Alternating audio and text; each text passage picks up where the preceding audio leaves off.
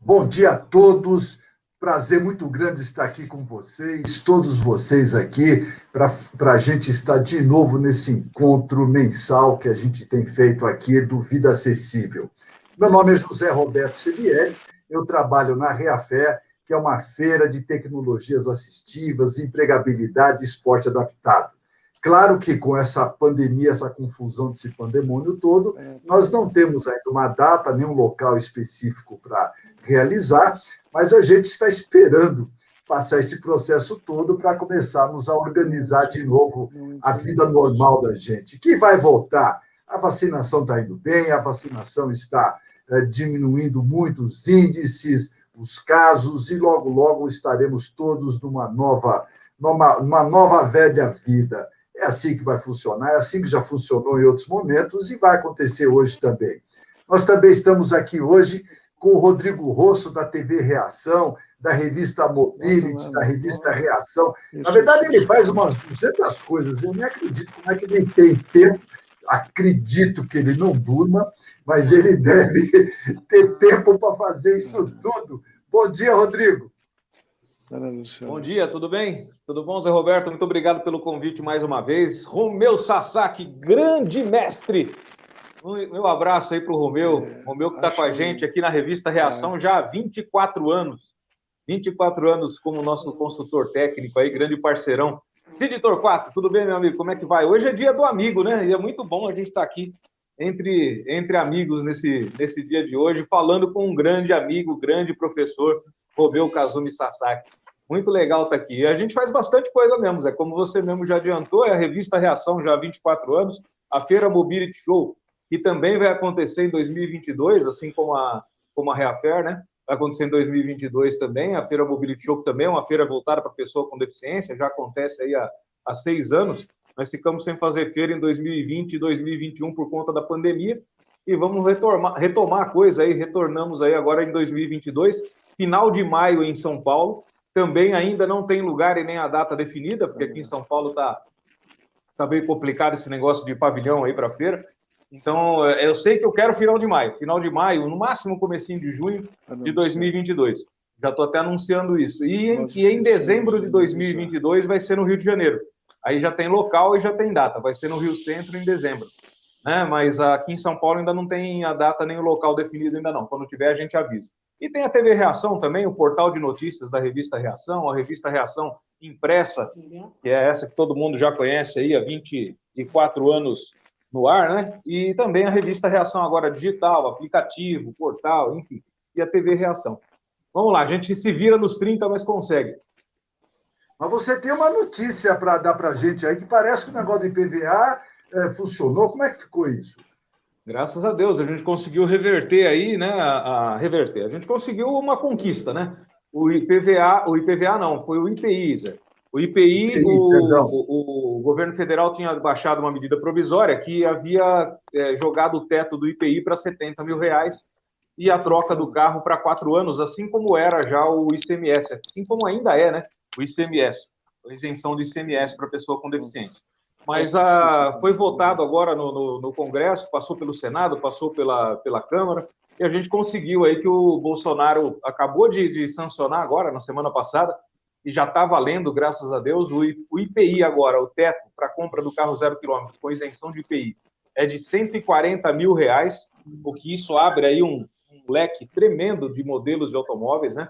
Então passou a ser o leque o teto do IPI só do IPI. ICMS ainda continua 70 mil, continuam 4 anos. O IPI agora são 3 anos para a troca do carro e R$140 mil de teto. Uma coisa boa, Zé, que a gente já imaginava, que as montadoras estão dando bônus de fábrica, né? Para que compense a compra do carro com a isenção só do IPI. Então você compra com isenção só do IPI e cada fábrica, cada marca dá aí um desconto, 10, 12, 15, 8%. Naquele determinado modelo, então você tem a isenção de IPI mais o desconto de fábrica, que acaba compensando você comprar o carro só com a isenção de IPI, num valor aí até R$140 mil. Você não precisa ficar preso e amarrado nos 70 mil, como é o caso do ICMS. Né? Que loucura. Mas Cid Torquato, nosso grande amigo também do ICOM, que vem fazendo um trabalho lindo no Brasil inteiro, com toda essa parte da tradução simultânea para as pessoas com dificuldade de audição e tem feito um trabalho lindo, né? Bom dia, Cid. Bom, trabalho lindo, mas esqueci de agendar para hoje. Perdão. Somos humanos. Perdão, foi falha nossa, falha da equipe aqui. A gente esqueceu de agendar e agora está muito em cima para a gente conseguir. Peço encarecidas desculpas aos. Você me dá um minuto, surdos. então? Me dá um minuto que eu já volto aqui, hein? Vamos ver se eu resolvo isso aí. Tá bom. Bom, pelo menos transitoriamente, minhas desculpas aos amigos surdos, aos amigos sinalizados, vai ficar para a próxima, porque eu comi bola dessa vez, assumo e peço desculpas. Acontece, somos humanos. Como humano também é o Romeu Sasaki. Romeu Sasaki, você sabe, Romeu, que nós estamos aqui hoje, um prazer muito grande ter você com a gente, e o nosso encontro, eu, o Rodrigo e o Cid, nós achamos que as pessoas que dedicam uma parte da sua vida para as outras pessoas são pessoas diferenciadas, são pessoas com a vida acessível. Diga, Rodrigo. Só um minutinho, conseguimos, a intérprete de Libras vai entrar aqui, eu vou passar o link para ela, ela já entra aqui.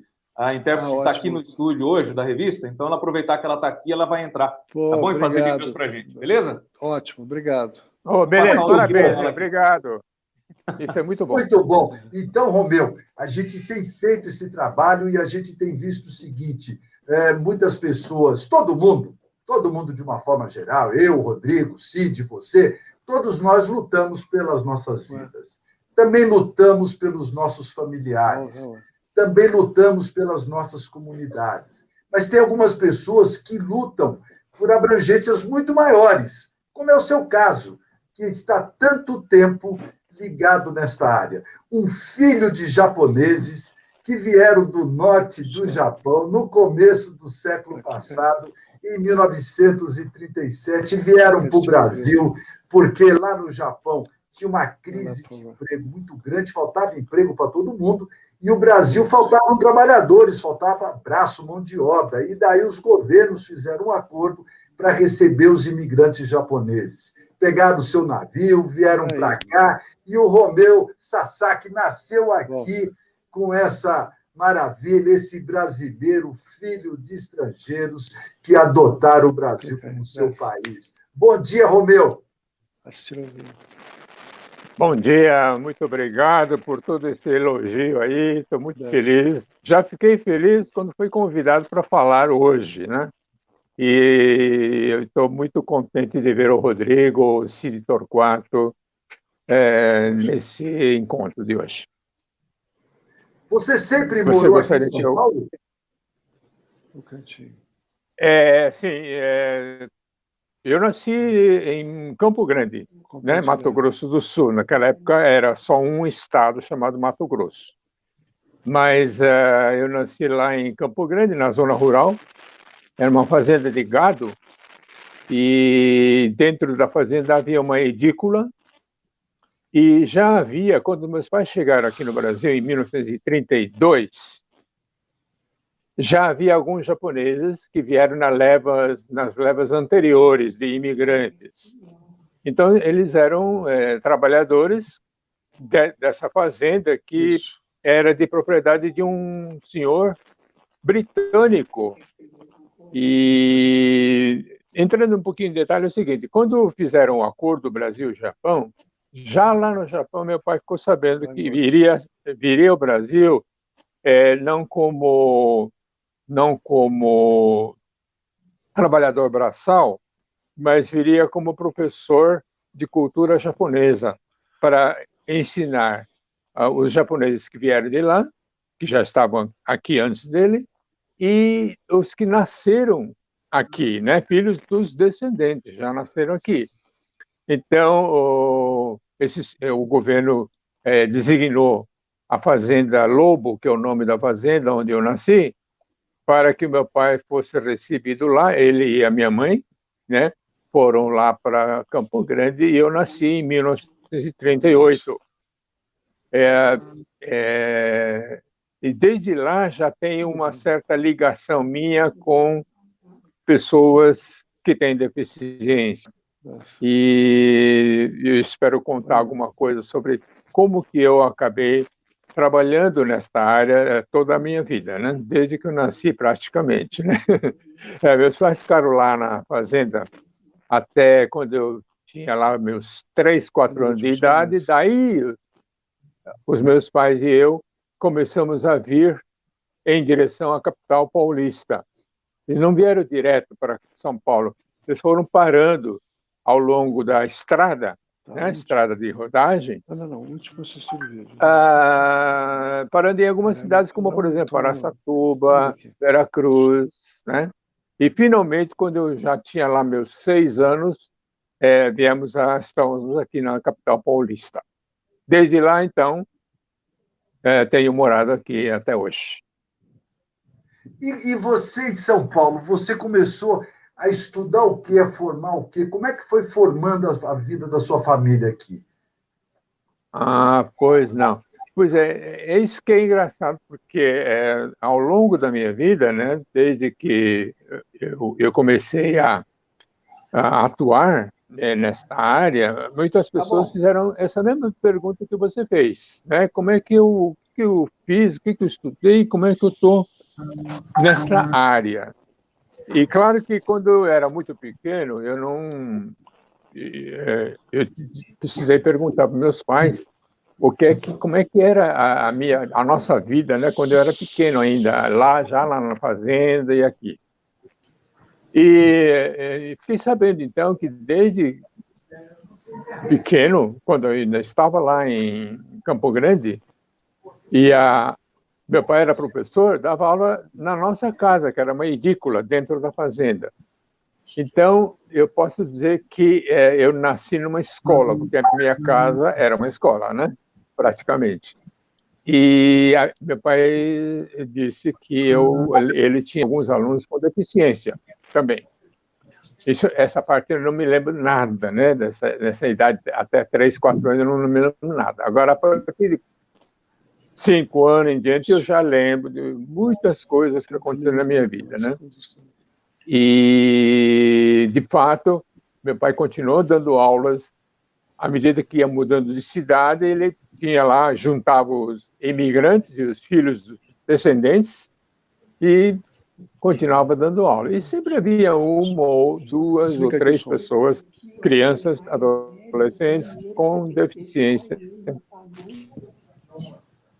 E agora eu vou encurtar um pouquinho a história, já vou falar só a partir do momento em que eu comecei a morar aqui em São Paulo, que realmente eu me lembro, né, de alunos dos meus pais vindo na minha casa, né, e alguns deles com deficiência. É interessante, né, como a vida preparou o meu caminho, né? Porque muita gente que tem deficiência já é um bom motivo para essa pessoa procurar como que os casos, né? Porque ninguém da minha família tinha deficiência e nem eu também. Mas a vida fez com que, onde quer que a gente estivesse, havia pessoas com deficiência, sem que a gente tenha necessariamente procurado. Eles é que nos procuraram, principalmente procuraram ao meu pai para receberem aulas dele. E de modo que eu fui crescendo, porque eu fui aluno do meu pai também, né? Então, eu, quando era pequeno, eu ficava com os pequenos. Quando eu fui crescendo, com um adolescente, eu estava na turma dos adolescentes. E, à medida que eu ficava adulto, eu tinha aulas com meu pai, com colegas, né, alunos adultos. E, basicamente, era assim, de manhã ele dava aula para crianças, à tarde para adolescentes e à noite para os adultos.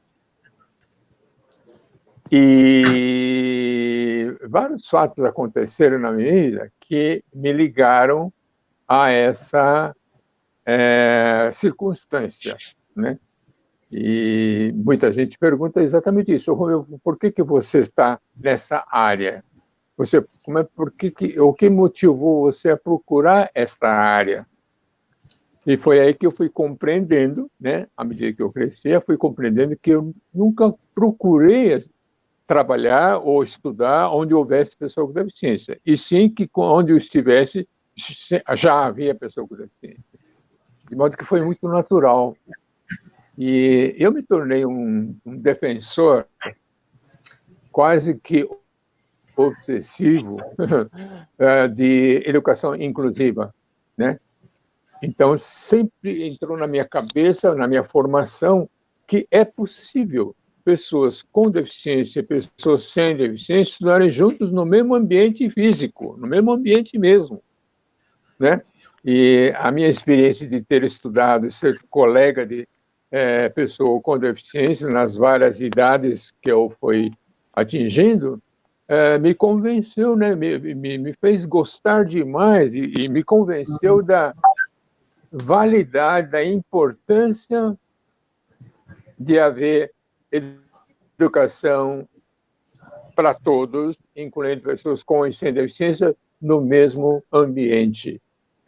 Esse é um dos aspectos interessantes que aconteceram na minha vida, né? Que meu trabalho sempre se baseou nessa natural circunstância de haver um mundo, uma sociedade para todos, uma sociedade onde pessoas as mais diferentes estavam juntas estudando, em primeiro lugar, e mais tarde trabalhando juntos também. Então, é onde também me realizei muito defendendo o mercado de trabalho aberto para todas as pessoas, portanto, sem discriminar, sem rejeitar e sem expulsar ou excluir trabalhadores com deficiência.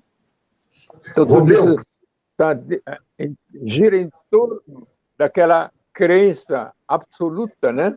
É uma crença que eu vivi.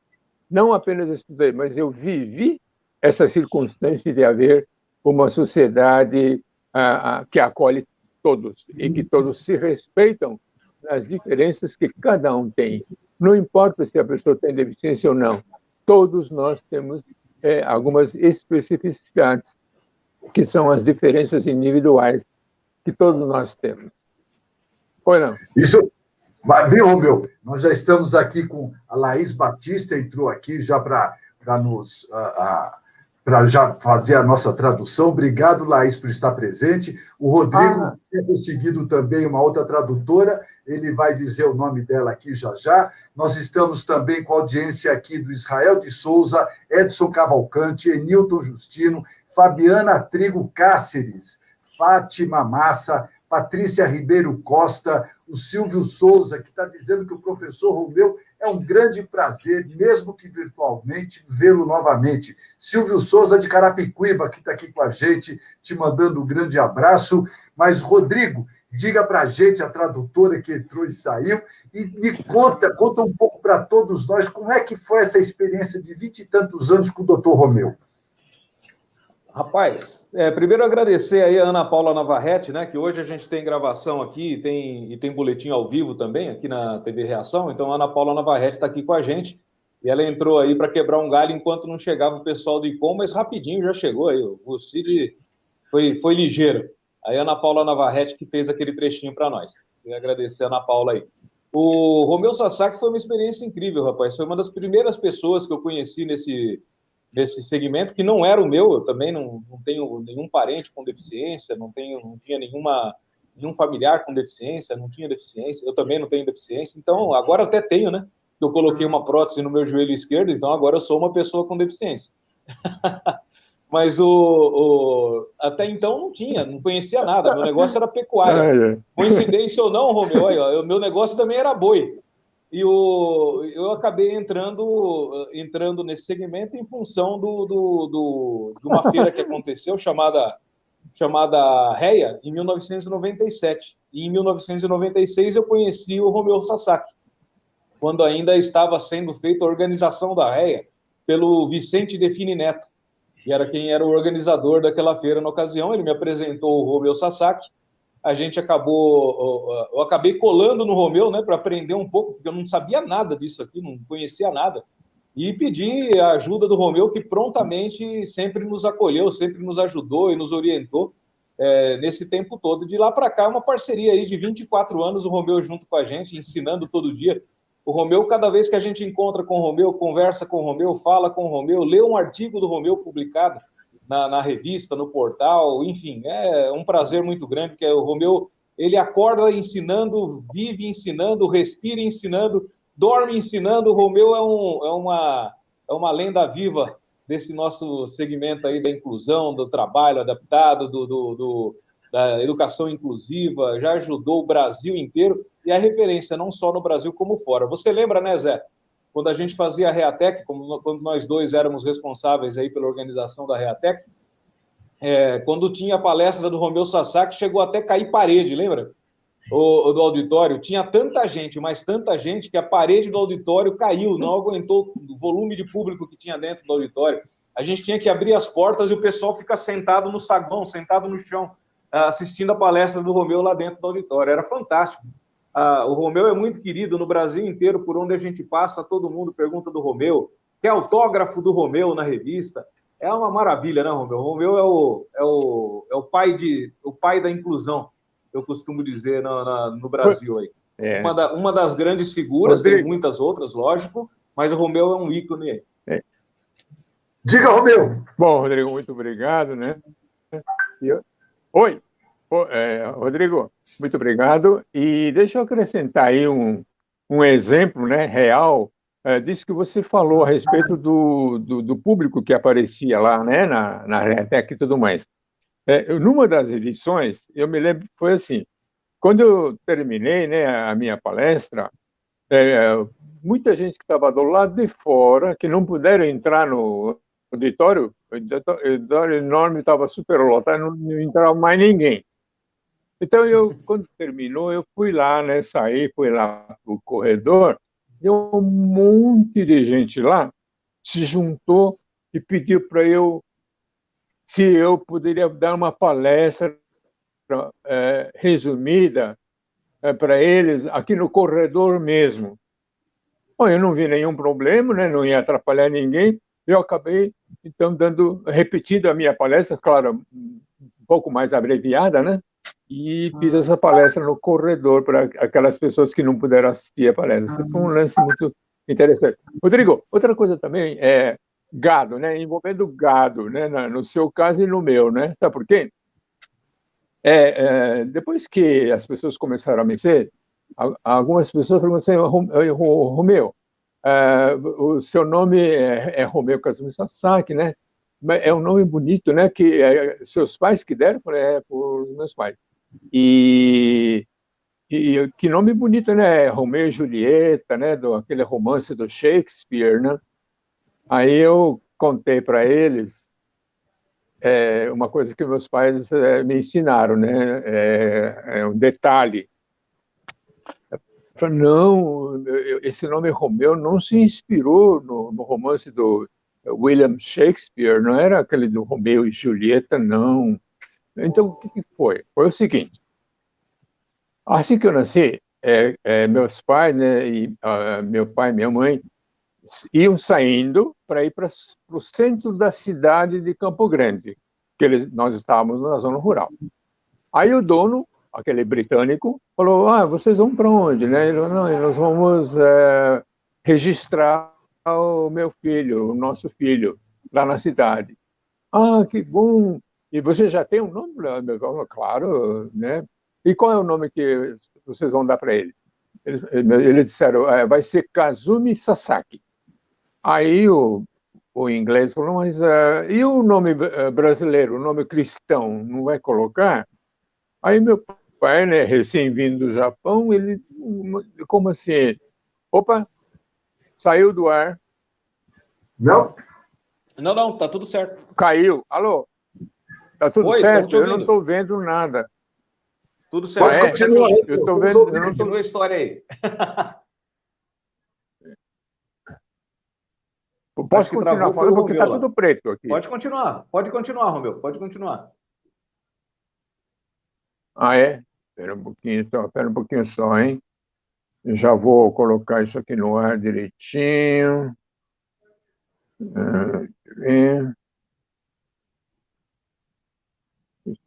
A sua imagem está aqui para a gente está te ouvindo, viu? Imagem também, né? Tá, então, deixa eu tudo ver. certo.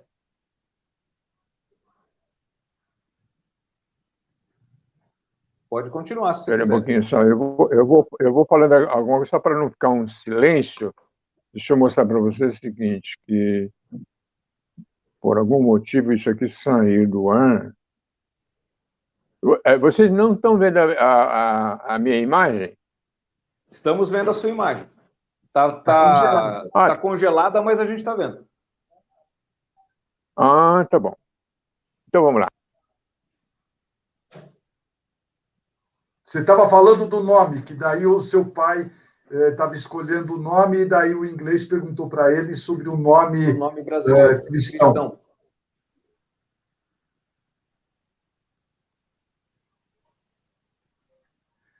A Melissa da Bahia também está dando um bom dia para a gente. Flávio Ricardo Batista está dando um abraço para todos. O Antônio Barbosa está dando um grande abraço ao professor Romeu, que é uma grande referência, que um dia me disse que se tivesse uns 10 ativistas como eu em Salvador, a realidade seria outra. Obrigado a todos. Antônio Carlos Barbosa. O Alexandre Carvalho Baroni está com a gente aqui também, grande professor e mestre Romeu. Romeu, faz o seguinte, sai da ferramenta e volta, que daí conserta. Fica tudo fácil para fazer isso aí. Enquanto isso, o Cid Torquato vai explicar para a gente como é que foi a sua relação com o Romeu, onde é que você conheceu, como é que foi isso, Cid? Você sabe que eu conheço há muitos anos, mas eu nunca tive muito contato com o Romeu. Nunca, a gente se encontrou algumas vezes, conversou algumas vezes, mas eu nunca tive muito contato com ele.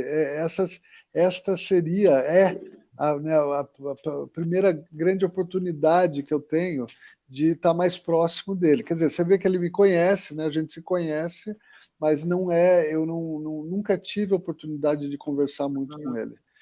E sempre quis conversar muito com ele, porque não só para falar sobre emprego apoiado, que é uma área onde ele é mestre, né?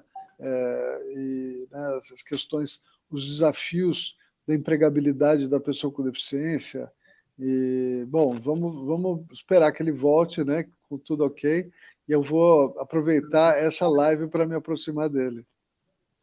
Muito bom, mas nós estamos também aqui com o Edmundo Xavier, está dizendo, o grande Romeu Sasaki, um grande abraço, professor da Ativa Oportunidade, está com você, eu estive com você aqui muitas vezes aqui na Bahia. O Rodrigo Rosso, o Romeu, ele é um professor, qual é a profissão dele? O Romeu, ele é professor, né? O Romeu é professor Romeu Sasaki, mas o Romeu foi conselheiro. Como é que chama, meu Deus? Aquele pessoal que cuida dos jovens e adolescentes na prefeitura? Assistente social. Assistente social, exatamente. Não, assistente social ou conselho tutelar? Conselheiro tutelar, exato. Conselheiro tutelar, mas a profissão é assistente social. Isso, exatamente. E ele já trabalhou em vários segmentos aí, ele vai contar para a gente, mas o principal dele é que ele está há mais de 60 anos, né? Há mais de 60 anos dedicados aí à inclusão da pessoa com deficiência no Brasil. Ele esteve envolvido em 1981, naquele grande movimento internacional aí da pessoa com deficiência. Se você for no Memorial da América Latina, ali no Memorial da Pessoa com Deficiência, tem Romeu Sasaki para todo lado ali. Ele faz parte dessa história, né? O Romeu Sasaki também, na ocasião, junto com o Otto Marques da Silva, que é outra figura ilustre desse nosso segmento, mas está mais sumido aí, ele acabou se afastando por algum tempo, mas é outra pessoa também, da mesma época do Romeu, o Otto Marques da Silva, que foi representante do Brasil na ONU também, para essa questão da pessoa com deficiência, foi presidente do Rehabilitation International, foi companheiro do Romeu Sasaki no início de tudo aí. E o Romeu continuou, virou um grande palestrante, palestra no Brasil inteiro, não sei como ele está fazendo agora nessa questão da pandemia, coitado. Mas ele palestrava aí para o Brasil inteiro durante o ano inteiro. O Romeu, a agenda dele sempre foi muito cheia. Olha ele aí, voltou. Vamos lá, Romeu, você estava contando do inglês que sugeriu que seus pais te dessem um nome cristão no caminho até o cartório. Vamos lá. Tá bom. Então, o inglês se lembrou de sugerir o nome Romeu. E sabe por quê? Porque o Romeu era o nome do touro lá, da fazenda. Então, olha que romântico, né? Olha só, hein, Romeu? O touro reprodutor da fazenda era o Romeu. Pois é, você viu? Então, não tinha nada a ver com o Romeu e Julieta, era o Romeu o touro lá, sabe? E interessante que meus pais tiraram a fotografia do touro, desse touro chamado Romeu, e eu tenho essa fotografia, viu? Que é verdade, o touro chamado Romeu estava lá. Mas eu gostaria de acrescentar também a questão do Silvio Souza. Você chegaram a ouvir ou não? Que eu falei? Não. Você disse não. Ah, então. O Silvio, eu devo muito ao Silvio Souza, porque várias vezes ele me convidou e eu fui lá até Carapicuíba para dar palestras, né? E ele foi um grande incentivador, né, da divulgação dos temas que eu abordava. E ele já era ligado ao Conselho Municipal ali de Carapicuíba. E, atualmente, no Conselho Estadual dos Direitos da Pessoa com Deficiência, o Silvio tem entrado em contato comigo também. Pois não. Romeu, e quando começa o seu ativismo? Como é que essa relação das pessoas com deficiência, você já explicou que você sempre teve essa relação desde menino, estudando e aprendendo. E daí você acaba se formando assistente social, e daí, como é que isso vai parar nesse ativismo todo? Ah, pois não. Bom, deixa eu ver como é que eu poderia dizer. Na década de 70, porque eu me formei em serviço social em 63, né, 63. Aí trabalhei como assistente social vários anos e tal. Em 66, 66, eu tive a chance de estudar nos Estados Unidos durante 4 meses e mais 5 meses no Reino Unido, numa bolsa da ONU, né? E eu devo muito ao Otto Marques da Silva, o fato de ter sido escolhido para essa bolsa de estudos nesses 2 grandes países, né, onde eu aprendi muita coisa. Então, retornando no final de 67, eu continuei trabalhando, aí aplicando tudo que eu tinha aprendido, porque essa bolsa era relacionada à questão da pessoa com deficiência. Então, tinha tudo a ver, né? Então, eu me lembro que, após o meu retorno ao Brasil, todas as entidades, as grandes entidades que já havia naquela época, como a PAI de São Paulo, que hoje se chama Instituto Jô Clemente, mas também a Fundação para o Livro Cego Brasil, que hoje se chama Fundação Dorina Novo para Cegos, a ACD, a antiga Pestalozzi, que hoje se chama ABADES, que é a Associação Brasileira de Assistência e Desenvolvimento Social, e DERDIC, da PUC de São Paulo. Enfim, as grandes entidades me convidaram para dar palestra e explicar como é que era a questão da pessoa com deficiência na sociedade naqueles 2 países. Bom, encurtando um pouquinho, eu atendi várias pessoas com deficiência ao longo de toda essa época toda, né? E eu me lembro que uma psicóloga, que até então eu não conhecia, ela me procurou e nós fiz um trabalho de consultoria com essa psicóloga e mais 5 psicólogas, colegas dela, e o trabalho durou quase 1 ano, né? Muito bem. Quando foi 79, ela me procurou de novo, né? Portanto, alguns anos depois. Ela me procurou em 79, essa data é muito importante na história do Brasil, né? 1979.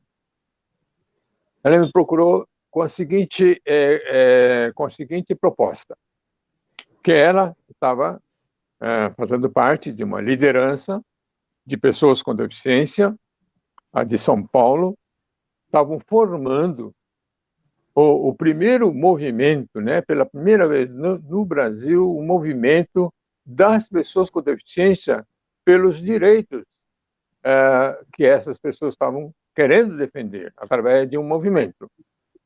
E que todos concordaram em me convidar. Porque como eu já tinha atendido esta psicóloga alguns anos antes, ela recomendou aos colegas, e todo mundo concordou, que eu fosse convidado para fazer parte da fundação, né, do início, da criação do movimento pelos direitos das pessoas com deficiência, em 79.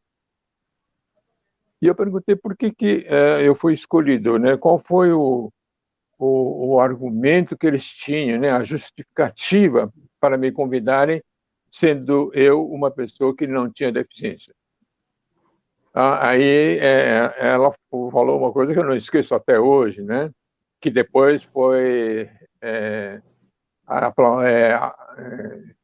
apoiado, né, pelos colegas, que eu tinha uma atitude, um comportamento, um posicionamento que é alinhado com a filosofia que eles estavam defendendo, que eu tinha uma maneira de entender a situação, entender o contexto de pessoa com deficiência e pessoa sem deficiência estudando, morando, vivendo juntos, e isso é que ela usou como o motivo de uma pessoa sem deficiência, mas com essa visão que era muito semelhante à visão que eles tinham. Então, entrei para o segmento das pessoas com deficiência nesse objetivo de lutar pelos direitos. De modo que eu comecei a atuar, até hoje estou nesse movimento, né, de 1979 até hoje. Romeu, uma pergunta. Você foi fazer que curso no exterior, nos Estados Unidos e na Inglaterra? Curso de quê? Qual era o nome do curso? O que falava sobre o quê? O assunto era a reabilitação profissional de pessoas com deficiência. Esse é o assunto, né? Tanto nos Estados Unidos como no Reino Unido. E o que fui estudar lá? Estudei também através de algumas universidades, mas principalmente centros de reabilitação profissional e programas de atendimento de pessoas com deficiência para a habilitação profissional, né? E também para a colocação no mercado de trabalho. Isso nos dois países. Foi muito interessante essa experiência. Cid. Microfone, Cid. Sim, professor Romeu. Uma parte do seu trabalho que é admirado por muita gente é o trabalho voltado ao trabalho como é que chama mesmo? Eu acabei de falar para vocês. Do trabalho assistido, certo? Isso. Trabalho apoiado. Trabalho apoiado. Apoiado, perdão, exatamente, apoiado. Isso. Queria saber um pouco como isso começou na sua história, em que momento a questão do trabalho, da empregabilidade virou tema e em que momento você virou, né, o grande especialista em trabalho apoiado no Brasil. Muito bom. Obrigado. Também foi uma evolução natural de como as coisas estavam caminhando na minha vida profissional. E o emprego apoiado, né, que esse é o nome oficial, digamos assim, surgiu no começo da década de 80 nos Estados Unidos. Então, eu já tinha estado lá nos Estados Unidos em 66, lembre-se, né? Então, início da década de 80, eu já estava aí, né, com bastante envolvimento em tudo que se referia à questão do trabalho e do emprego de pessoas com deficiência. Então, como é que aconteceu? O emprego apoiado surgiu graças, eu digo graças realmente no bom sentido, né? Graças a um problema que sempre existiu e que nunca foi solucionado anteriormente, né? Houve tentativa de várias maneiras, inclusive a última tentativa frustrada se chama oficinas protegidas de trabalho, né? Alguns também diziam oficinas abrigadas de trabalho, tudo a mesma coisa, tá? O que eram oficinas protegidas de trabalho? Eram instituições que recebiam aquelas pessoas com deficiência, geralmente severa, de nível grave, que sempre foram recusadas pelas empresas. As empresas já não contratavam suficientemente pessoas com deficiência, ponto. E se a deficiência fosse severa, muito menos ainda, né? Porque se já a deficiência não severa era difícil, imagine severa, né? Então, essas pessoas que iam parar nas oficinas protegidas de trabalho, numa tentativa de dois objetivos. Um, para ocupar, para pessoas se preparar melhor para retornar, né, voltar a pleitear um emprego no mercado de trabalho competitivo. E o segundo era para realmente continuar na oficina, né, pelo resto da vida, porque não haveria muita chance, dada a severidade de algumas pessoas que tinham deficiência. Bom, então, por que eu disse graças, né? Então, alguns estudiosos, cientistas, ativistas e praticantes da reabilitação profissional que tinham grande experiência em colocação de pessoas com deficiência fizeram a seguinte pergunta para eles mesmos: por que será que as pessoas com deficiência severa não estão conseguindo emprego? E, de fato, elas poderiam trabalhar, tendo deficiência severa, poderiam trabalhar? Então, essas perguntas geraram pesquisas, né? E pesquisas e, claro, algumas aplicações. E descobriram o seguinte, que invertendo a lógica da colocação do tradicional para uma nova maneira de ver a coisa, a questão, conseguia-se empregar, contratar e empregar pessoa com deficiência severa no mercado de trabalho. E qual era a inversão da lógica? Porque a lógica tradicional era a seguinte, que todos nós seguimos, a maioria pelo menos, as pessoas se qualificam, olha só, as pessoas se qualificam para depois tentar encontrar um emprego compatível com a qualificação recebida, com a formação profissional recebida. Essa é a lógica, né? Primeiro treina, qualifica, capacita e depois contrata, depois vai trabalhar. E no caso da pessoa com deficiência severa, isso não funcionou. A própria oficina projeto de trabalho é uma prova de que isso não funciona. Então, inverteu-se. Primeiro, vamos colocar essas pessoas com deficiência severa, que ninguém queria, vamos colocar primeiro e qualificamos depois, porém, lá na empresa, onde já foi colocada. Então, coloca-se primeiro e lá na empresa a pessoa vai receber qualificação, treinamento específico no posto de trabalho para o qual foi contratado, né? Por que a lógica tradicional não funcionou? Porque na lógica tradicional, o tal do treinamento, da formação, de qualificação profissional, preparava a pessoa e nem sempre havia vagas compatíveis com a formação recebida, compatíveis com o ramo de atividade profissional treinada ou formada, né? Então, qual é a vantagem do emprego apoiado? É que ele não perde tempo. se treinando para alguma coisa, formando para exercer alguma profissão e não conseguia a vaga correspondente. E no apoiado nós contratamos primeiro e depois treinamos especificamente, damos qualificação específica daquele posto no qual foi colocado. E aí vem o grande problema, né? Que vocês devem estar fazendo. Romeu, como é que vocês conseguem colocar primeiro uma pessoa que ninguém quer contratar? Como que vocês conseguem contratar primeiro uma pessoa que nem recebeu qualificação? Porque no emprego apoiado nós não damos qualificação antes de contratar.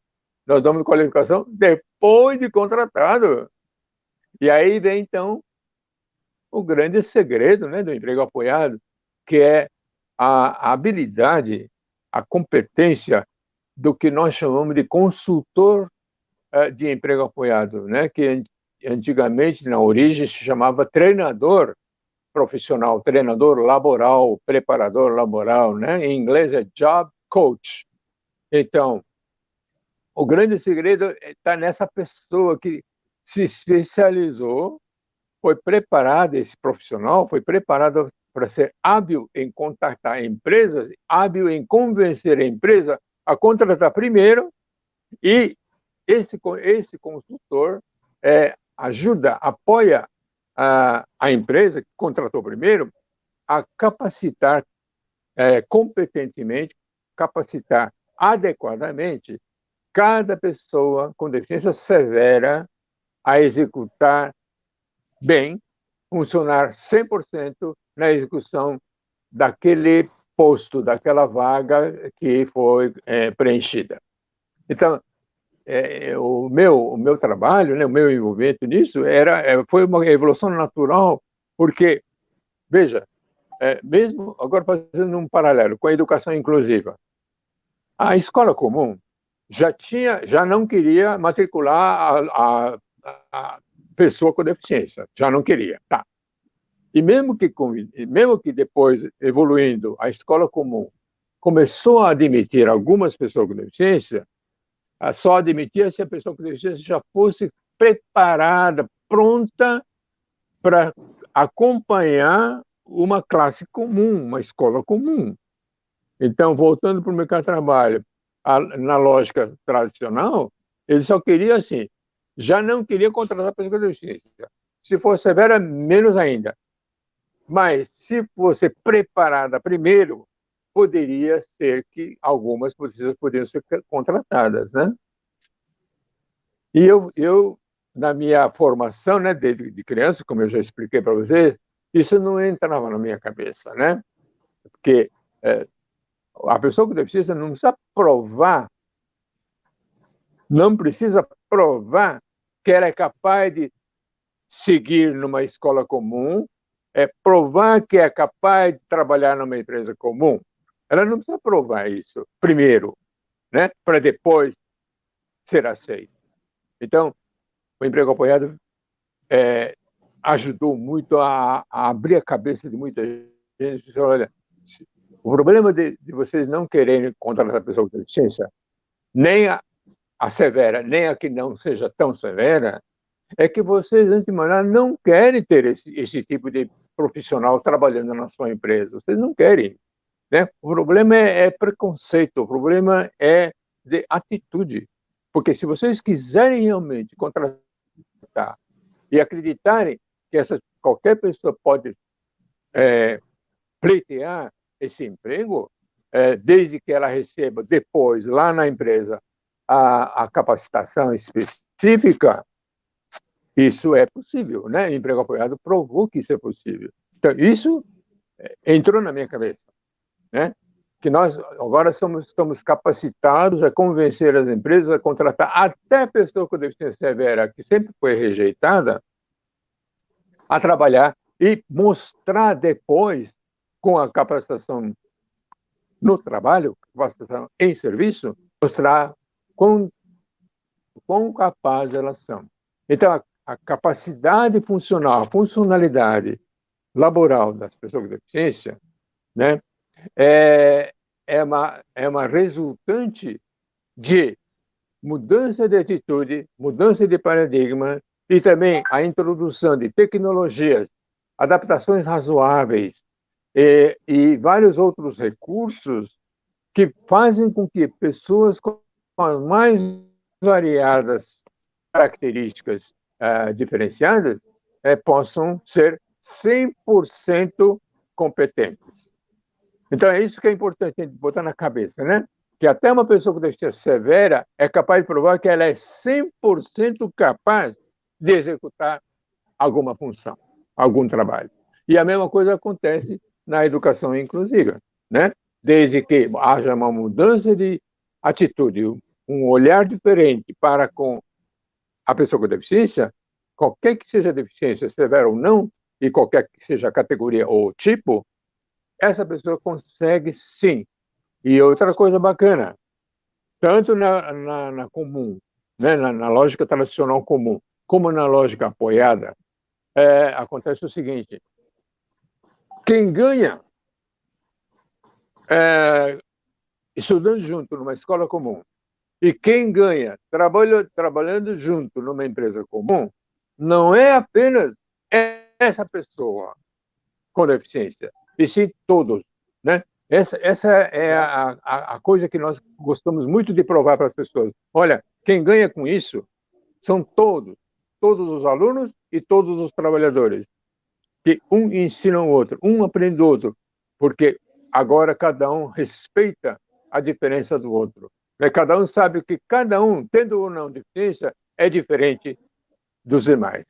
Então, essa atitude, esse novo olhar é que faz com que as pessoas acabem acreditando. E nós estamos conseguindo colocar no mercado de trabalho, e agora eu já posso dizer, praticamente em vários estados brasileiros, nós estamos o emprego apoiado está se espalhando, né? Através da associação? Oi? É através da associação do emprego apoiado que você através da associação do emprego apoiado que você fundou? Pois não. Então é o seguinte, obrigado como você fundou, porque na verdade foi um grupo que fundou, né? Um grupo, claro, né? Mas você foi participante minha, disso, né? Aí, ativo.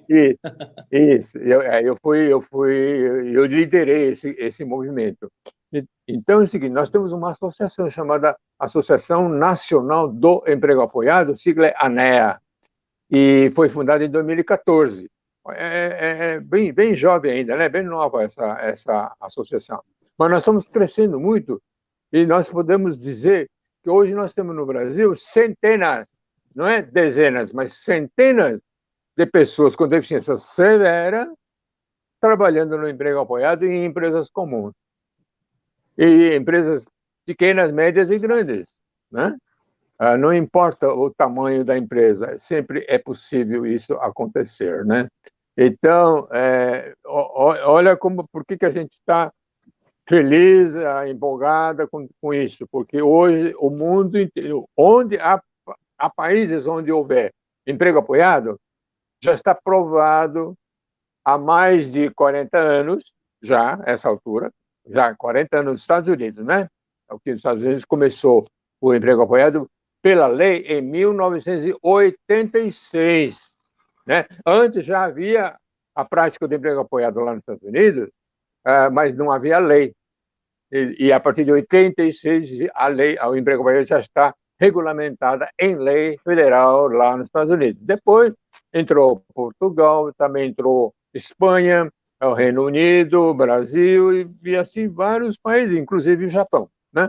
Então, o emprego apoiado é um movimento muito importante, né? Porque mudou a cara da sociedade, mudou a cara do mercado de trabalho, mudou a cara do sistema educacional comum, que agora é sistema educacional inclusivo, né? De modo que nós não poderíamos estar mais felizes do que agora, né? Nós não poderíamos estar tão empolgados como agora. Romeu, o Silvio Souza, ele está dizendo que Próxima ele deve pergunta. muito para você.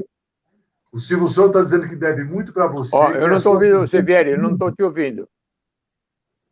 Você não está me ouvindo? Está ouvindo agora, Romeu? Olha, o seu áudio não está funcionando. O seu áudio não está funcionando. Não está funcionando. Está ouvindo, Rodrigo? Severi, ponha o áudio certo aí. Estão todos ouvindo, Romeu. Severi, eu acho que é o Romeu. Precisa repetir, porque não deu para ouvir nada, que o seu áudio não está funcionando. O Romeu, você está me ouvindo? Você não está funcionando. Romeu, você está me ouvindo? O seu áudio não está funcionando. Acho que é o do Romeu que não está Rodrigo, você está me ouvindo? Sim. Sim, vocês estão me ouvindo? Você está me ouvindo? Porque está totalmente mudo. Está mudo. Ixi. Aqui, na minha tela aqui, o microfone está aberto, a câmera está aberta, mas não dá para ouvir nada do que vocês estão falando. Não estou ouvindo nada. Sim. Entra e sai de novo. Entra e sai de novo. Olha, não dá para ouvir nada, está mudo. Não dá para ouvir nada do que vocês estão falando. Está mudo. Juliana, tira o microfone dele, por favor. Pronto, o Romeu vai entrar e vai sair de novo. Aí, já avisei ele por WhatsApp. Alô? Agora, está ouvindo bem? Está mudo. Entra e sai de novo. Mudo. Totalmente mudo. Tecnologia, é assim mesmo que funciona. Silvio Souza... É assim mesmo que funciona. Não funciona quando a gente precisa. Mas o Silvio Souza está dizendo que deve muito para o Romeu, que a sua visão de mundo é muito rica, nós percebemos isso, em relação à inclusão da pessoa com deficiência. Sua linha de pensamento é a base científica que ele aplica na militância dele. Silvio de Souza dizendo isso aqui. O Marco Antônio, ele tem que deixar bem claro que deficiência severa é somente para as deficiências visuais, intelectuais e mentais. Deficiências físicas são classificadas como leve, moderadas e grave. O Ednilson Sacramento está dando um grande abraço ao amigo Romeu. Parabéns pela lucidez e convicção. A Cristian está perguntando qual é o site sobre o emprego apoiado para obter informações. Agora entrou. Agora está ouvindo?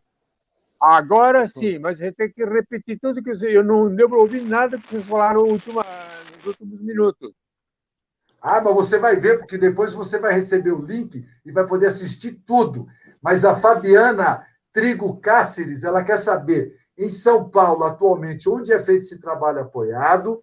Ela também quer saber se essas pessoas com deficiência severa não precisam de uma pessoa que os apoie nesse trabalho. Como é que fica a questão do salário?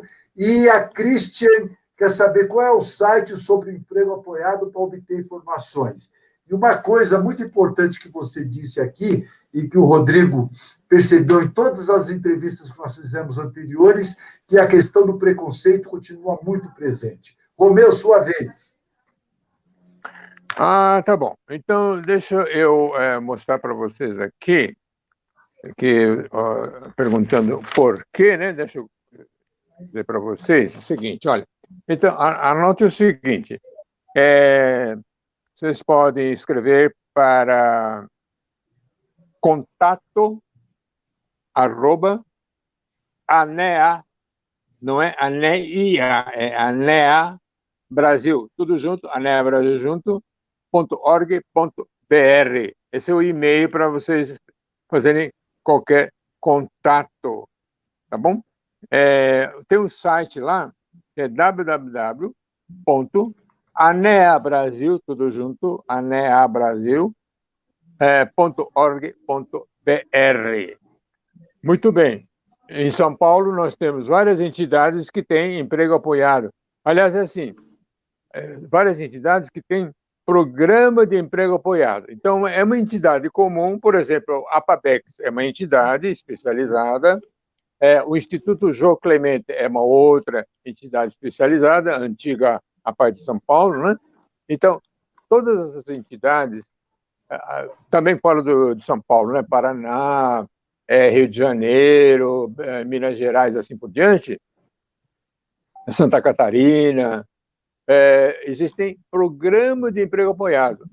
Então, nesse programa de emprego apoiado, que trabalham esses profissionais especializados em emprego apoiado, né, que sabem fazer contato com as empresas, sabem apoiar a empresa a treinar, capacitar, formar em serviço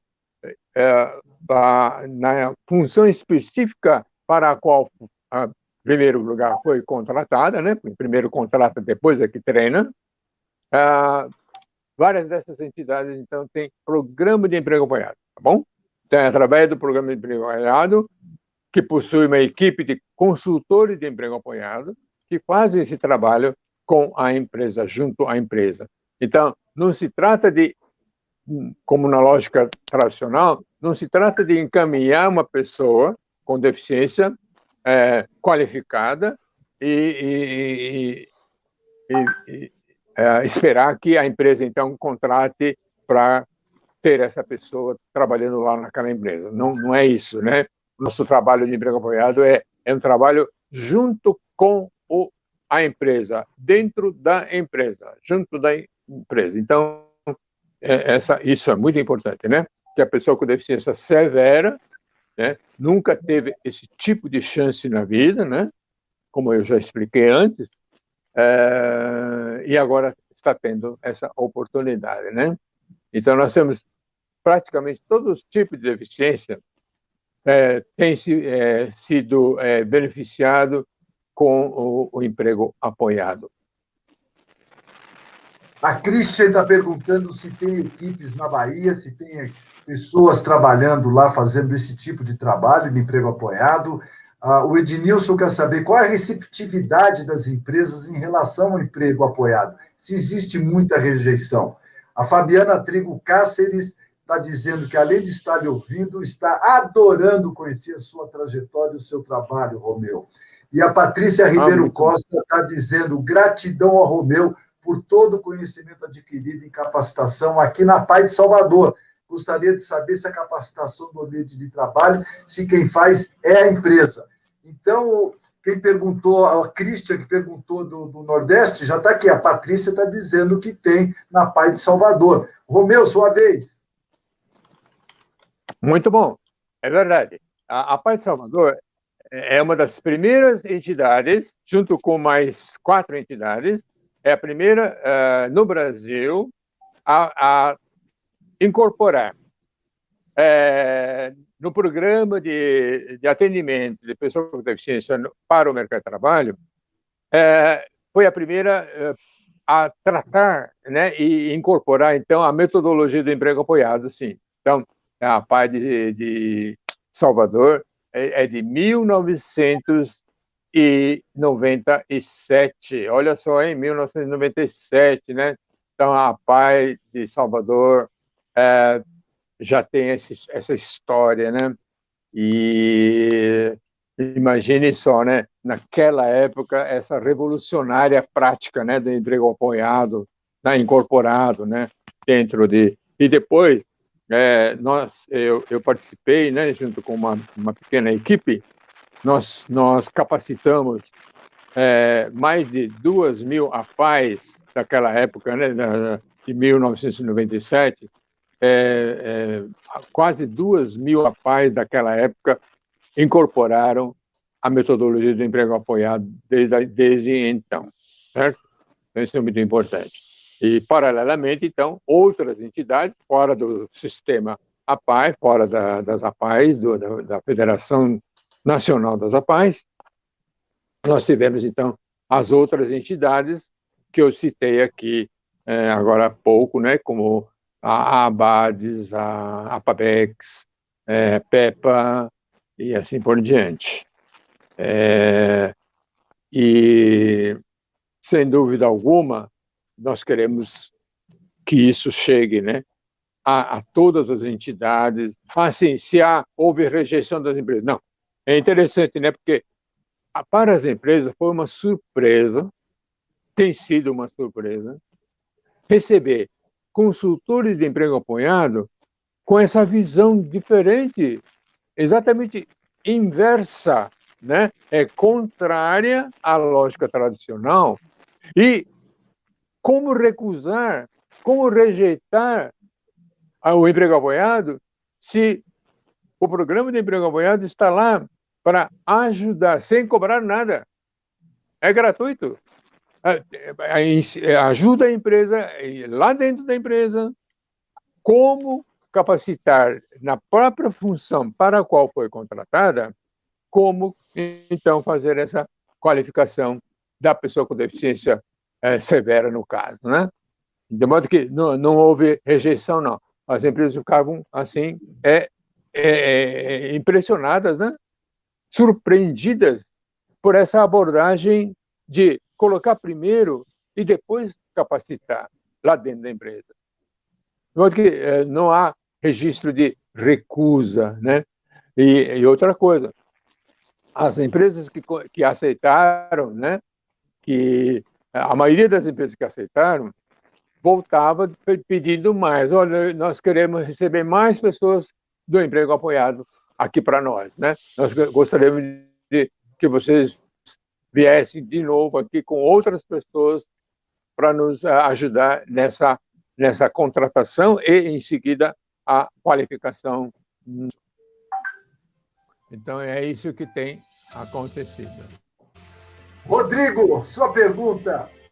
Rapaz, o Romeu, daria para a gente fazer uma live com ele aqui de uns 2 dias e não ia dar para contar tudo que esse cara já fez, muita coisa que ele fez em muitos estados. Eu sei que lá em Pernambuco ele fez, em Goiás, sobre emprego, sobre a educação inclusiva nas escolas. O Romeu tem muita coisa, muita coisa. Inclusive, o Sevieri e Cid, o Romeu tem um acervo muito grande. O Romeu tem um acervo, assim, uma biblioteca fantástica, um acervo histórico sobre a inclusão, a educação inclusiva, a reabilitação das pessoas com deficiência e o emprego apoiado, enorme, que daria para montar um museu.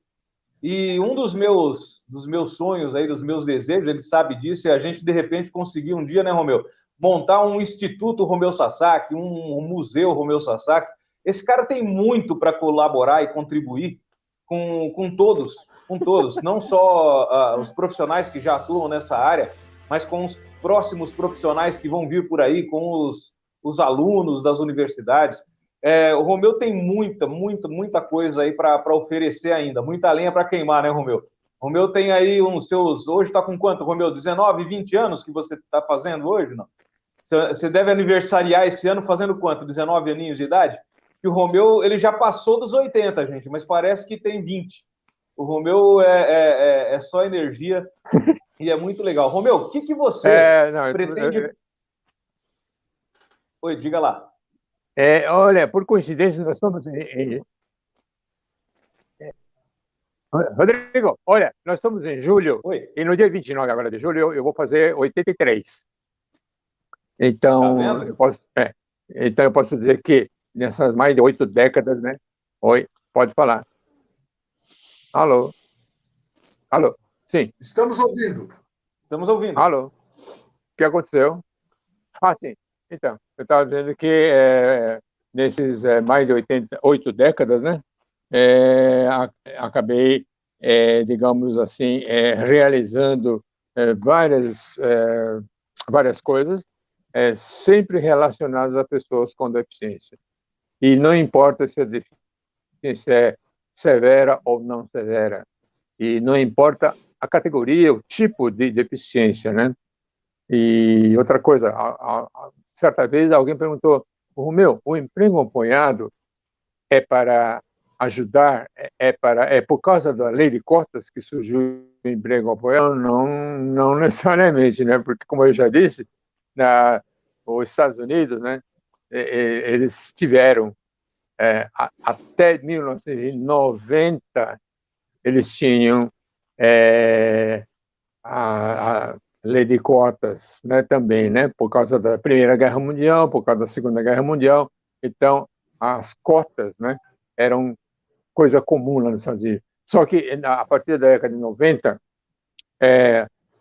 o sistema de cota foi abolido, né, foi oficialmente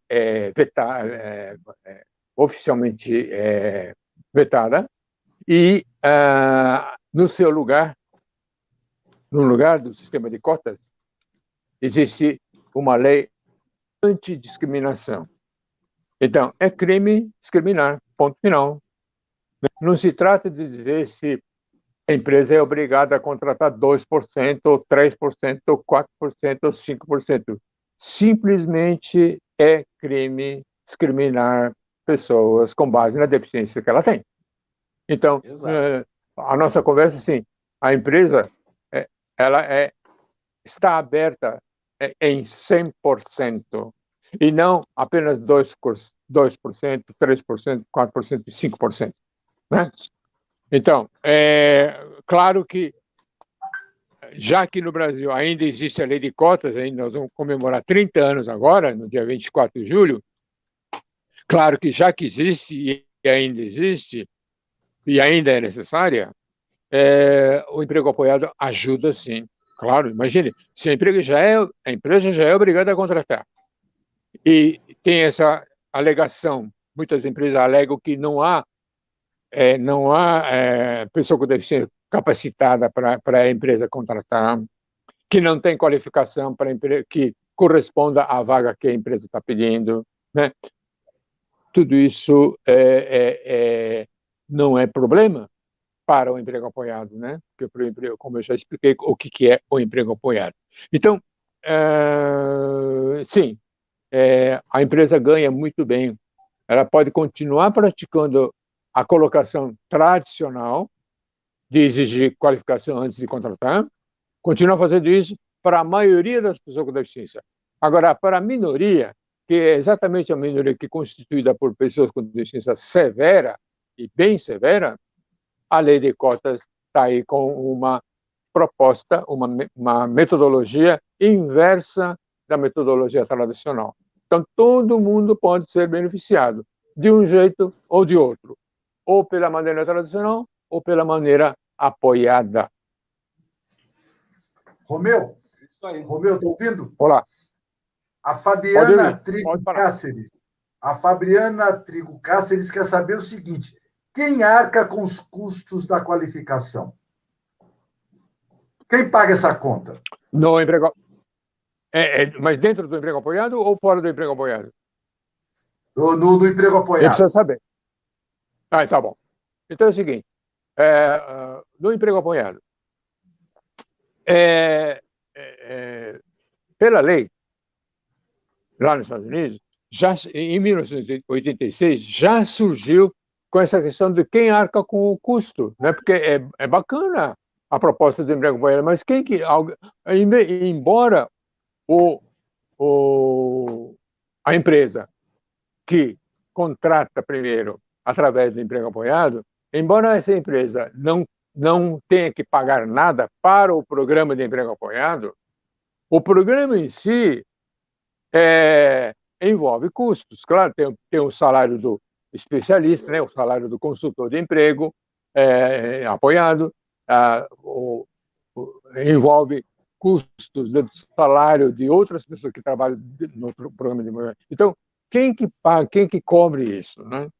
E nós estamos agora em plena fase, estamos no meio de um processo de regulamentação do emprego apoiado no Brasil. Porque o que existe na LBI, Lei Brasileira de Inclusão da Pessoa com Deficiência, no artigo 37, parágrafo único, é o reconhecimento de que o emprego apoiado é uma forma de inclusão competitiva. É um meio, né, que garante isso, principalmente para pessoas com maior dificuldade de inserção no mercado de trabalho. Então, isso já existe a partir de 2015, mas isso ainda não é a regulamentação do emprego apoiado propriamente dito, né, do emprego mesmo. Então, nós estamos trabalhando num projeto de lei agora. Nós estamos seguindo praticamente o que a legislação federal americana já tem desde 86 e também consta no emprego apoiado da Espanha e Portugal, por exemplo, né? Que é o seguinte: para cada pessoa com deficiência colocada em emprego apoiado, a entidade que tem um programa de emprego acompanhado, recebe $2.000. Então, $2.000 por pessoa colocada no emprego acompanhado. Isso quem paga? É o governo federal que paga. Agora, de onde o governo tira esse dinheiro lá nos Estados Unidos? Tira exatamente da assistência social que, antes do emprego acompanhado, lá nos Estados Unidos, muitas pessoas ficavam na assistência social, desempregadas, e ficavam na assistência social para a sociedade, através dos impostos que a sociedade paga, e através do uso que o governo federal faz dos impostos, né? A assistência social tinha um custo, né? um valor incrível para sustentar milhões de pessoas. Agora, o emprego apoiado coloca boa parte dessas pessoas encostadas, no bom sentido, né, entre aspas, encostadas na assistência social, passam a ser o quê? Trabalhadores registrados, trabalhadores que pagam um imposto de cujo salário é debitado o imposto de renda. Então, o dinheiro com que o governo federal paga cada entidade $2.000, e aí são milhões de dólares que o governo passa para os programas de emprego apoiado, são tirados da assistência social. Por quê? Porque aquelas pessoas que estavam encostadas deixam de precisar da assistência social e, pelo contrário, passa a contribuir para o governo federal através dos impostos que paga do seu salário, né? Porque o emprego apoiado não precisa ser obrigatoriamente registrado, né? Com carteira assinada e tudo mais. Então, quem está pagando é a sociedade através dos impostos. Quem está pagando é o mercado de trabalho. Quem está pagando é o uso que o governo federal faz dos impostos arrecadados. Então, todo mundo sai ganhando, né? A pessoa com deficiência. Porque muita gente então, isso acontece em qualquer país, né? Mesmo no Brasil, nós sabemos disso, né? Há várias pessoas que só estão na assistência social porque não tem outro jeito, porque senão vai morrer de fome, desempregada, e aceitando um valor pecuniário, financeiro, insuficiente para ter uma qualidade de vida digna, né? Então, claro que algumas pessoas com deficiência até preferem ficar encostado o resto da vida, ficar na aposentadoria, né? Que negócio de abrir mão da aposentadoria para trabalhar, dar o duro, trabalhar 8 horas, o que é isso, né? Mas isso é minoria, porque a grande maioria das pessoas com deficiência tem a dignidade, o senso de dignidade ainda existente, ainda preservado, para dizer, eu quero entrar através do emprego acompanhado, eu quero ter carteira assinada, quero contribuir com meus impostos para a sociedade, né? Para o governo federal fazer uso para o bem da sociedade toda. Então, o emprego acompanhado tem essa coisa, né? Essa coisa digna, essa coisa honesta, essa coisa que recupera o senso de dignidade que muita gente perdeu, né? Então, nada é melhor. Porque uma coisa que nós precisamos debater muito agora, nos 30 anos da lei de cotas, é o seguinte: a lei de cotas surgiu na lei 8.213, de 1991, com a ideia de uma mera obrigação quantitativa. Então, dizem, olha, toda empresa que tiver 100 a 200, né, precisa ter 2% do pessoal com deficiência. Então, era uma noção quantitativa, né? Só depois de 1999, quando a de 91 foi regulamentada, que os auditores fiscais do trabalho mudaram a abordagem à empresa para fiscalizar. O modo como fiscaliza, o processo de fiscalização e o processo de elaboração do termo de ajustamento de conduta, famoso TAC, mudou, né? Porque hoje, a partir de então, desde praticamente do ano 2000 para cá, já são 21 anos, que o auditor fiscal do trabalho já tem uma postura educativa, tem uma postura de olhar para a qualidade para o empregador, para a empresa, e a qualidade para a pessoa com deficiência, que está entrando através da lei de contas. Então, está entrando não apenas quantitativamente, mas está entrando pela garantia de uma qualidade de vida melhor dessa contratação obrigatória. Então nós estamos ganhando muito, né? Nós vamos exigir muito isso, né? Que não se trata de dizer, olha, a empresa tal contratou quase 2%, a outra empresa contratou quase 5%. Não se trata de fazer essa continha apenas quantitativa, e sim de dizer o que mudou na qualidade de vida, o que mudou na filosofia, na postura, na emoção, no afetivo e na dignidade de cada trabalhador que entrou pela lei de cotas, sim, ou então entrou pelo emprego apoiado, sim, mas com qualidade de vida, né?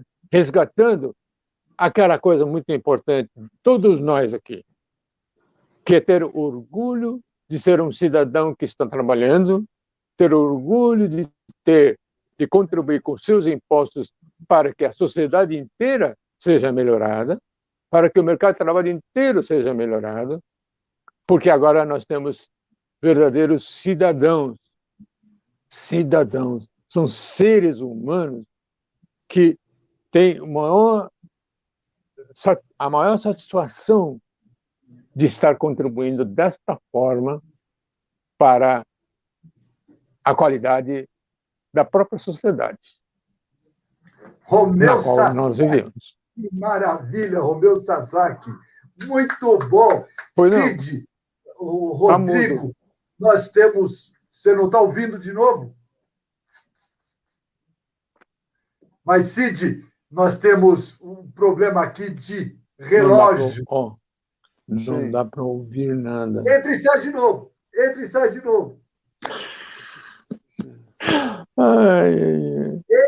Entra e sai de novo. Vai dar tempo? Dá tempo, sim, mas... Cid, que maravilha, o relógio não deixa. A gente faz as suas considerações finais sobre tudo isso. Que maravilha. Uma aula tremenda, né? Muito pouco tempo para tanta informação relevante. É uma pena a gente ter que cortar, porque está animado, está gostoso, está né, ilustrativo, educativo, né? Elucidativo, está tudo. Né, a gente tem tanto que aprender ainda, né? Apesar de tantos anos aí de janela, vocês mais que eu, né? Cada dia, um dia atrás do outro, e com novidades, coisas que vão acontecendo, e a gente às vezes vai passando sem conhecer tudo, sem saber o que tem que saber sobre essas questões. Bom, gostei muito, né? Parabéns a nós aqui pela escolha. Vamos continuar escolhendo gente, né, que tem conteúdo, tem história e tem esse nível de respeito ao ser humano, né, e que já conquistou também o respeito a si mesmo, né, respeito dos pares. Então, esse está sendo a nossa linha aqui, em termos de convite, dos convidados, né? Então, vamos continuar nessa linha que está muito legal. Finalmente. Cid, continue falando. Então, eu estava me despedindo, professor, porque a gente tem que, infelizmente, encerrar, né? Tá no meio da conversa, tanta coisa para saber, ainda perguntar, mas o tempo passou. E o que eu sugiro é que, viu, Sevieri e Rodrigo, daqui a algumas semanas, daqui a alguns meses, 2, 3 meses, a gente volte a chamar o professor Romeu aqui para continuar essa aula magna que começou hoje. Rodrigo Rosso. É isso aí, eu acho que o tempo exige que a gente encerre, mas o Romeu Sasaki, como eu te falei, daria 2 dias de live aí. Muito obrigado, Romeu, por aceitar esse nosso convite. Espero que a gente possa tê-lo aí mais vezes com a gente aqui. E o mês que vem, né, a gente volta aí com outro convidado também. Obrigado, viu, Zé? Obrigado, Cid. Obrigado, Romeu. Tchau, tchau. Muito obrigado, Rodrigo, Sevieri, Cid. Muito obrigado pelo convite. Espera um pouquinho, Romeu. Espera aí um pouquinho. Laís Barbosa, sua vez, minha amiga. Ah, é? Verdade. A Laís também fez parte com a gente. Desliga o seu microfone. Laís fala. Laís Batista. Agradecer. Obrigada, pessoal, pela oportunidade excelente, viu? Muito obrigada. Muito obrigado. Obrigado por você ter entrado. Eu esqueci de agendar. Estou às ordens. Eu esqueci de agendar, mas olha, você sabe que o ICOM chamando atende em menos de 90 segundos. Então, por isso que a Laís entrou tão rápido. Né? Por isso que a Laís entrou tão rápido. Obrigado, Laís. Agradeço a Luciana e toda a equipe aí do ICOM. Está precisando de tradução. ICOM está nas redes sociais, está na internet, é fácil de encontrar. ICOM, faça esse trabalho, faça o seu projeto, faça o seu convênio com o ICOM para que a sua loja, o seu negócio, a sua indústria, vocês possam usar o serviço do ICOM direto. Não deixe também de receber a revista Reação, estar presente nas feiras, no congresso, né, em todas as atividades na TV Reação que ele faz, reafer.com.br. Logo, logo nós estaremos de volta. Doutor Romeu Sasaki, por favor, as suas considerações finais. Que alegria tê-lo aqui com a gente. Pois não. Olha, muito obrigado a todos, aos intérpretes também, Cid, Rodrigo e Roberto. Estou às ordens, né, para uma próxima oportunidade. E continuem acreditando na inclusão, continuem acreditando em tudo que possa acolher todos, sem exceção. Uma boa tarde para vocês. A Cristian está perguntando se existe uma lista de empresas que estão abertas a receber para as pessoas, se há um cadastro de empresas com oferta, se o emprego apoiado aplica-se aos autistas leves e moderados. Ela achou tudo muito esclarecedor. Ela é mãe de um autista, mas pouco orientada quanto a isso. Ela agradeceu muito, todas as informações foram muito valiosas. Cristian, www.anea.org.br. Você vai ter todas as informações. Sevieri, não é anea.brasil, é Anea Brasil junto. Anea Brasil junto. Sem o ponto. aneabrasil.org.br. Exato. Isso. Marco Antônio está dizendo que foi um show de bola. Marco Antônio adorou. A Patrícia Ribeiro Costa está dizendo que é um momento inesquecível, muito bom.